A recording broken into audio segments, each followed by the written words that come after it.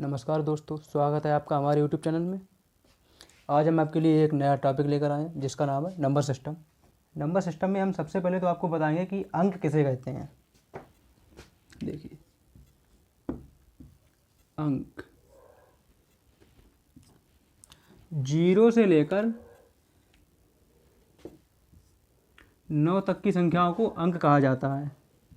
ठीक है, 0 से लेकर 9 तक की संख्याओं को अंक कहा जाता है। जैसे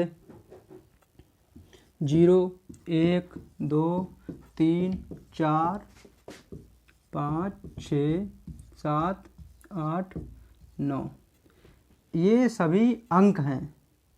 0 भी अंक है और 1 से लेकर 9 तक संख्याएं ये भी अंक हैं। अब इसके बाद में जैसे 10, इसमें 2 अंक आ जाते हैं, 1 और 0। अगर हम लिखेंगे 100 तो इसमें भी 3 इसमें 3 अंक हैं, 1 और 00। जैसे मान लो हम लिख रहे हैं 123 तो इसमें भी 3 अंक हैं, 1, 2, 3। ठीक है, इस प्रकार से 0 से लेकर 9 तक की संख्याओं को अंक कहा जाता है। ठीक है, उसके बाद में आती हैं कि प्राकृतिक संख्याएं किसे कहा जाता है। प्राकृतिक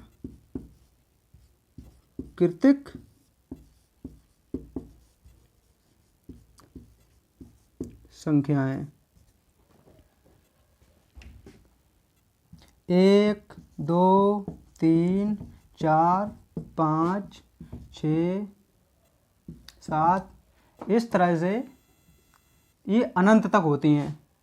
ठीक है, प्राकृतिक संख्याएं 1 से शुरू होती हैं और अनंत तक होती हैं, यानी कि 1 से लेकर अनंत तक की संख्याओं को प्राकृतिक संख्याएं कहा जाता है।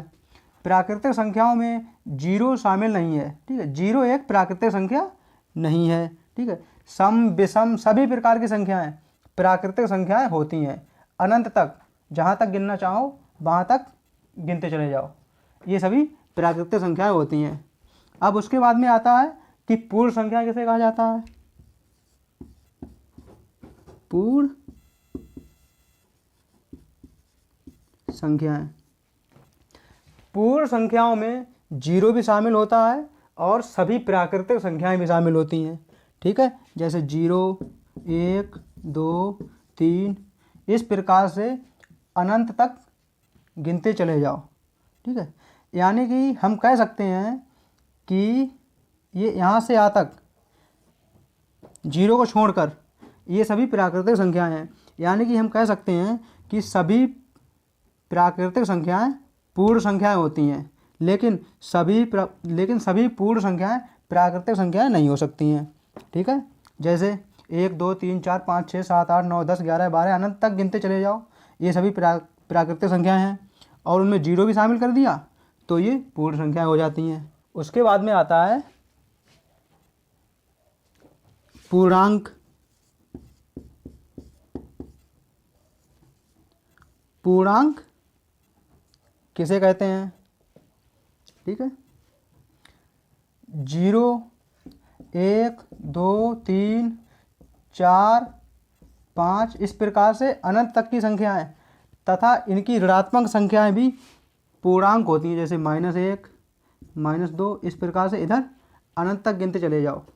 0 तथा सभी धन संख्याएं तथा सभी धन संख्याओं की ऋणात्मक संख्याएं भी मिलाकर इन्हें कहते हैं पूर्णांक। ठीक है, पूर्णांक 2 प्रकार के होते हैं, धन पूर्णांक और ऋण पूर्णांक। 0 भी पूर्णांक होता है। अब आता है परिमेय संख्याएं।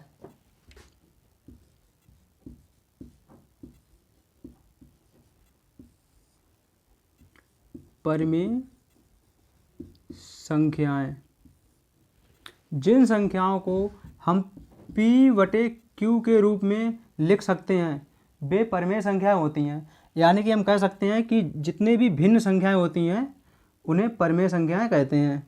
जैसे 1, 2, 3 और भी -1, -2, -3 और इस तरह से -3 है ये। ठीक है, इस तरह से -4 और भी सारी संख्याएं 1/2, 3/2, ये सभी परिमेय संख्याएं होती हैं। ठीक है, इन संख्याओं को हम भिन्नों के रूप में भी लिख सकते हैं। देखिए इसके सबके बटे में 1 लगा दो, हर में सबके बटे में 1 लगाने से इस तरह से ये सभी परिमेय संख्याएं हो जाती हैं। ठीक है, इन संख्याओं को हम p बटे q के रूप में लिख सकते हैं, इसलिए ये सभी परिमेय संख्याएं होती हैं। परिमेय संख्याओं में धनात्मक संख्याएं भी होती हैं, ऋणात्मक संख्याएं भी होती हैं। ठीक है, इस प्रकार से ये होती हैं परिमेय संख्याएं। अब आता है अपरिमेय संख्याएं। अपरिमेय संख्याएं अपरिमेय संख्याएं वो होती हैं जिन्हें हम p बटे q के रूप में नहीं लिख सकते हैं, जैसे √2, √3, √1, उसी प्रकार से अनंत तक की संख्याएं। ठीक है, √-1, √-2, √-3, इस प्रकार से अनंत तक की संख्याएं। ये सभी अपरिमेय संख्याएं होती हैं, यानी कि अंडर रूट वाली संख्याएं जो होती हैं वो सभी अपरिमेय संख्याएं होती हैं, और बिना अंडर रूट की संख्याएं वो परिमेय संख्याएं होती हैं। उसके बाद में आता है वास्तविक संख्याएं।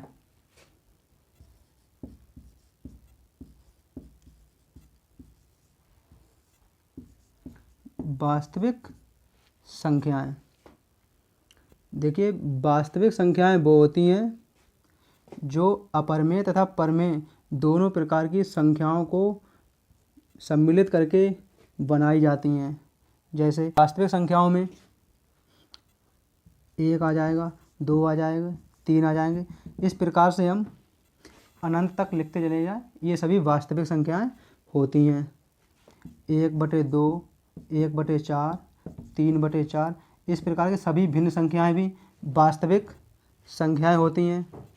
अब -1, -2, -3, इस प्रकार से सभी ऋणात्मक संख्याएं भी वास्तविक संख्याएं होती हैं। अब उसके बाद में आ जाते हैं अंडर रूट वाली संख्याओं पे, -√2, √2, -√3, √-3 और √3, इस प्रकार से सभी अंडर रूट वाली संख्याएं वास्तविक संख्याओं की श्रेणी में आ जाती हैं। अब उसके बाद में आता है सम संख्याएं। सम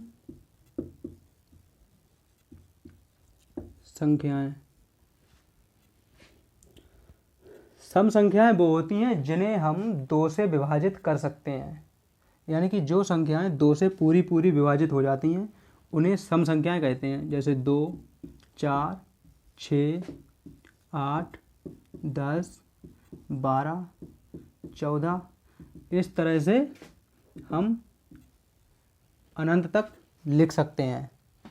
ठीक है, और ये बीच में एक एक संख्या छोड़ के, यानी कि 2 का अंतर लेकर 2, 4, 6, 8, 10, 12, 14, उसके बाद में 16 आएगा, उसके बाद में 18 आएगा। ठीक है दोस्तों, यानी कि ये सभी संख्याएं जो होती हैं ये सम संख्या होती हैं, क्योंकि इन्हें 2 से विभाजित कर सकते हैं। जैसे 2, इसको विभाजित करके देखते हैं, 2 एकम 2, 0, 2 से पूरी विभाजित हो गई, इसलिए ये सम संख्या है। 4 को देखते हैं विभाजित करके 2 से, 2 एकम 2, 2 दूनी 4, ये भी 2 से पूरी विभाजित हो गई, इसलिए ये भी एक सम संख्या है। 14 को देखते हैं 2 से विभाजित करके, 2 सत्ते 14, ये भी पूरी विभाजित हो गई, इसलिए ये भी एक सम संख्या है। यानी कि जो संख्याएं 2 से पूरी विभाजित हो जाती हैं उन्हें सम संख्या कहते हैं। सम संख्याओं में शेष कुछ भी नहीं बचता है। अब देखते हैं विषम संख्या किसे कहते हैं। विषम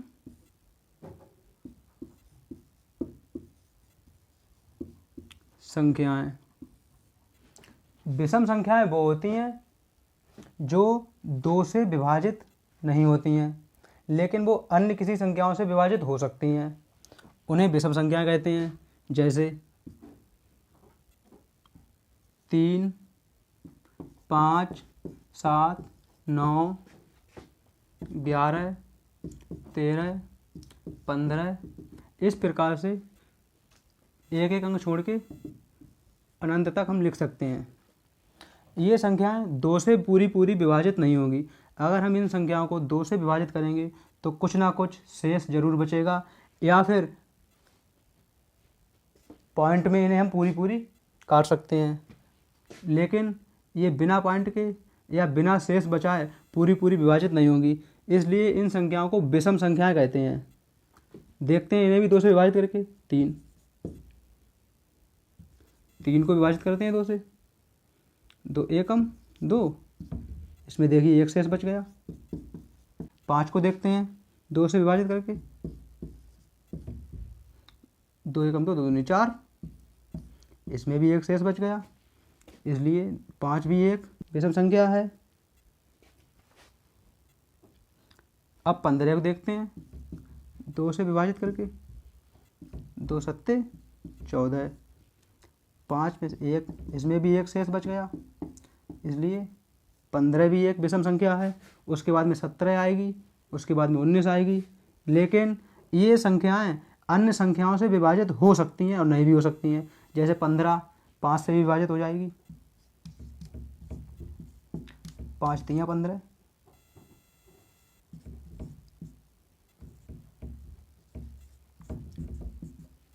ठीक है। 15 3 से भी विभाजित हो सकती है, 9 3 से भी विभाजित हो जाएगी।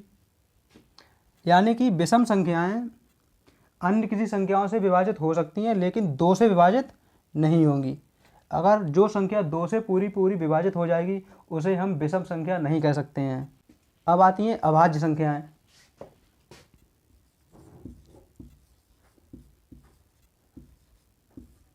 अभाज्य संख्याएं, अभाज्य संख्याएं वो होती हैं जो किसी भी संख्या से विभाजित नहीं होती हैं। वो सिर्फ और सिर्फ एक से विभाजित होंगी या फिर खुद से ही विभाजित होंगी, बस। वो अन्य किसी संख्या से विभाजित नहीं हो सकती हैं। जैसे 3, 7, 11, 13, 17, 5 भी है, 5 भी है, 5 भी एक अभाज्य संख्या है, ठीक है। इधर लिख देते हैं जैसे 5, ठीक है। इस प्रकार से ये सभी संख्याएं अभाज्य संख्याएं हैं। जैसे 3, ये सिर्फ 1 से विभाजित होगी, 3 1 3 3, है ना। और सिर्फ 3 से विभाजित होगी, 3 एकम 3, बस। 3 और किसी भी संख्या से विभाजित नहीं होगी। 5 भी 1 और 5 से ही विभाजित होगी और किसी संख्या से विभाजित नहीं होगी। 7 भी 1 या 7 से ही विभाजित होगी और किसी संख्या से विभाजित नहीं होगी, इसलिए 7 भी एक अभाज्य संख्या है। 11 या फिर 1 से विभाजित होगी या फिर 11 से ही विभाजित होगी, इसलिए 11 भी एक अभाज्य संख्या है। 13, ये भी या फिर 1 से विभाजित होगी या फिर 13 से विभाजित होगी, इसलिए 13 भी एक अभाज्य संख्या है। अब बात करते हैं 17 की। 17 या फिर 17 से ही विभाजित होगी या फिर 1 से विभाजित होगी, ये अन्य किसी संख्या से विभाजित नहीं होगी, इसलिए 17 भी एक अभाज्य संख्या है। उसके बाद में 17 के बाद में आ जाता है 19। ये इन्हें भी हम अनंत तक मान सकते हैं। 19 भी या फिर 1 से विभाजित होगी या फिर 19 से ही विभाजित होगी। 19 अन्य किसी संख्याओं से विभाजित नहीं होगी, इसलिए 19 भी एक अभाज्य संख्या है। अब आगे देखते हैं भाज्य संख्याएं।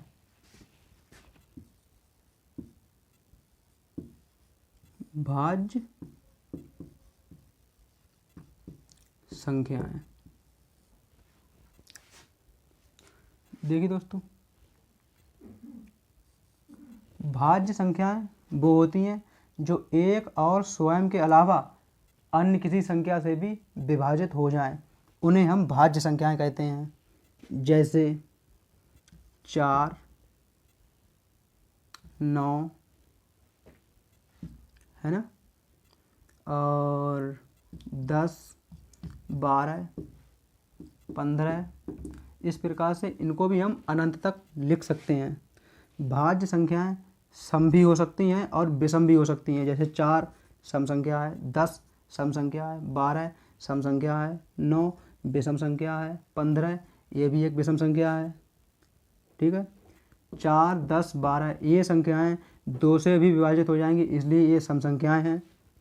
9 और 15 ये संख्याएं 2 से विभाजित नहीं होगी, इसलिए ये संख्याएं विषम संख्याएं हैं।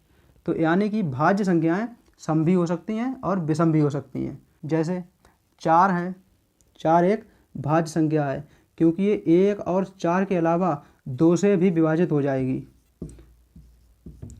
2 दूनी 4 है ना, इसलिए ये एक भाज्य संख्या है। 9 भी एक भाज्य संख्या है क्योंकि ये 1 और 9 के अलावा अन्य किसी संख्या से भी विभाजित हो जाएगी।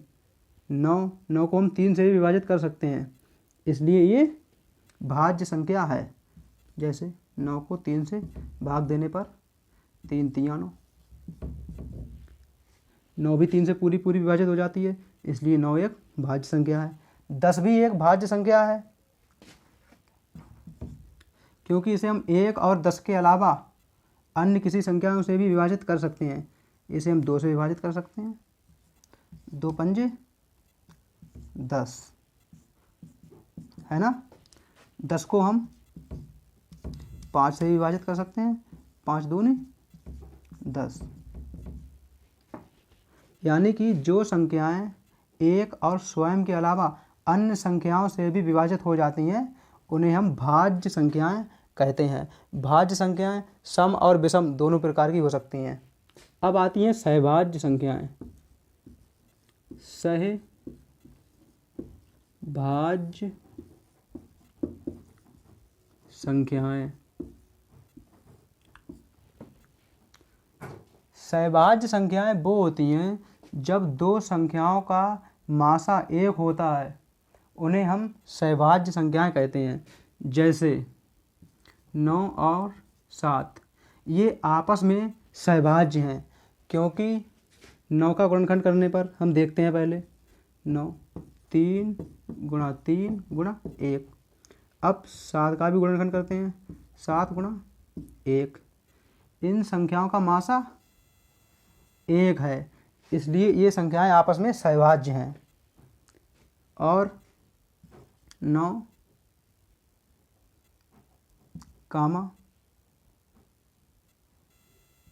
8 ये भी आपस में सहभाज्य हैं। सबसे पहले 9 के गुणनखंड करते हैं 9 3 गुणा 3 गुणा 1, 3 3 9, 9 1 9। अब 8 के गुणनखंड करते हैं 2 दूनी 4 दूनी 8 एकम 8। इन संख्याओं का मासा भी 1 ही है, इसलिए 9 और 8 भी आपस में सहभाज्य हैं। यानी कि हम कह सकते हैं कि जिन संख्याओं का मासा 1 होता है उन्हें हम सहभाज्य संख्याएं कहते हैं। या फिर इस तरह से जिन संख्याओं का उभयनिष्ठ गुणनखंड 1 होता है उन संख्याओं को हम सहभाज्य संख्याएं कहते हैं। अब आता है वास्तविक मान तथा स्थानीय मान। जैसे कोई संख्या लिखते हैं 92 लेते हैं पहले, इसमें 2 का वास्तविक मान 2 ही रहेगा। स्थानीय मान देखते हैं क्या होगा 2 गुणा 1। इकाई के अंक में हम 1 से गुणा करते हैं, 2 एकम 2। 2 का स्थानीय मान भी 1 ही होगा क्योंकि ये इकाई का अंक है। हम देखते हैं कि इकाई के अंक का वास्तविक मान तथा स्थानीय मान 1 ही होता है। परीक्षाओं में प्रश्न आ सकता है कि इकाई के अंक का स्थानीय मान तथा वास्तविक मान में क्या अंतर होता है। तो उसमें हम लोगों को लिखना पड़ेगा कि इकाई के अंक का स्थानीय मान तथा वास्तविक मान 1 ही होता है, सेम होता है, बराबर होता है। जैसे 2 का स्थानीय मान भी 2 ही रहेगा और वास्तविक मान भी 2 ही रहेगा। अब 9 में देखते हैं, 9 का वास्तविक मान तो 9 ही रहेगा, लेकिन इसका स्थानीय मान इकाई दहाई 9 दहाई का अंक है, इसलिए इसमें हम 10 से गुणा करेंगे तो 9 दहाई के 90। ये हो गया 9 का स्थानीय मान। 9 का स्थानीय मान 90 तथा वास्तविक मान 9 ही रहेगा। उसके बाद में एक संख्या और देखते हैं, जैसे 235 मान लो। इसमें 3 का वास्तविक मान तो 3 ही रहेगा, लेकिन इसका स्थानीय मान चेंज हो जाएगा, क्योंकि हम 3 में इकाई दहाई, 3 दहाई का अंक है, इसलिए हम 3 में 10 से गुणा कर देंगे, तो ये हो जाएगा 30। ये है स्थानीय मान। 3 का स्थानीय मान तो 30 हो जाएगा, लेकिन वास्तविक मान 3 ही रहेगा। ठीक है, अब देखते हैं 2 का वास्तविक मान 2 ही रहेगा, यानी कि वास्तविक मान वो ही रहता है, लेकिन स्थानीय मान चेंज हो जाता है। इकाई दहाई सैकड़ा, 2 जो है वो सैकड़ा का अंक है, इसलिए हम 2 में 100 से गुणा कर देंगे, क्योंकि सैकड़ा 100 को बोलते हैं, दहाई 10 को बोलते हैं, इसलिए 10 से गुणा की। सैकड़ा 100 को बोलते हैं, इसलिए 100 से गुणा करेंगे, तो ये हो जाएगा 200। तो 2 का स्थानीय मान 200 आएगा। और देखते हैं 4, 5, 7, 6, 4576। इसमें 4 का वास्तविक मान तो 4 ही रहेगा, लेकिन स्थानीय मान कितना हो जाएगा? इकाई दहाई सैकड़ा हज़ार। 4 जो है हज़ार में नंबर पे आता है, इसलिए हम 4 को 1000 से गुणा कर देंगे, तो ये हो जाएगा हमारा 4000। तो इस प्रकार से 4 का स्थानीय मान 4000 आएगा, लेकिन वास्तविक मान 4 ही रहेगा। ठीक है दोस्तों, आई होप कि आपको वीडियो समझ में ज़रूर आई होगी। वीडियो अगर अच्छी लगी हो तो लाइक करें, सब्सक्राइब करें। Thank you.